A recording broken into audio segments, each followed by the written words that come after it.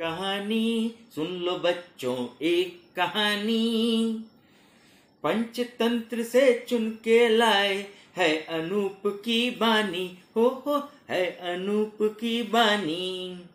तो बच्चों, आज की कहानी का नाम है औकात से ज्यादा। इसकी मूल कहानी का नाम है शेर और सियार।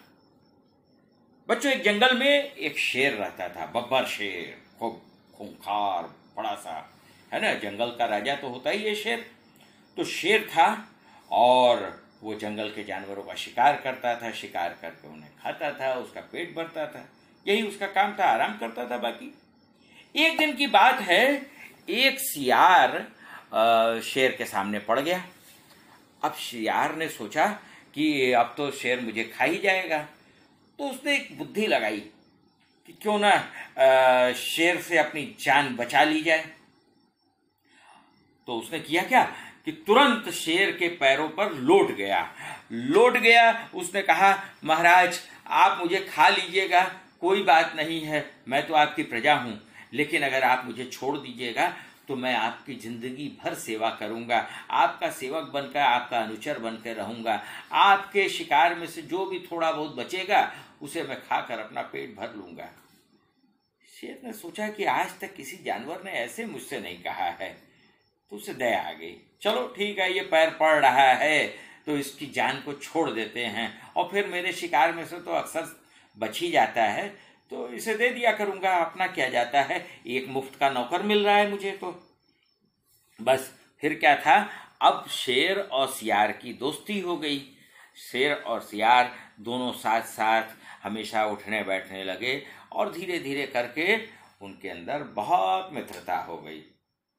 इधर सियार भी शेर के शिकार को खा खा कर खूब मोटा तगड़ा और बड़ा सुंदर सा हो गया।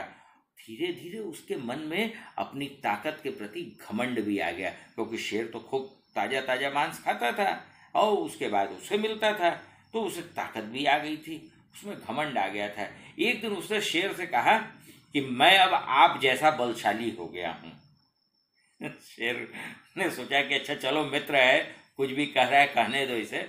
लेकिन उसने कहा कि नहीं, अभी तुम्हें मेरी जैसी ताकत पाने में बहुत समय लगेगा। इस पर सियार को नागवार लगा। उसने कहा कि ठीक है, इस बार मैं हाथी का शिकार करूंगा और मैं पहले उसे खाऊंगा, बाद में आप खाइएगा। क्योंकि उनके बीच में ये था कि शेर जब शिकार करता था तो पहले वो खाता था, बाद में सियार खाता था। तो सियार ने कहा कि आज मैं हाथी का शिकार करूंगा और पहले मैं खाऊंगा, फिर बाद में आपको खाने दूंगा। शेर ने कहा कि भाई देखो, तुम हाथी के बल को नहीं पहचानते हो, और तुम इस तरीके से करोगे तो कहीं तुम्हें चोट वोट ना लग जाए, तुम्हें कहीं बीच से भागना ना पड़े।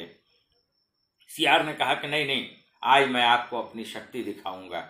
बस दोनों के बीच में तय हो गया, चलो भाई हाथी का शिकार करते हैं।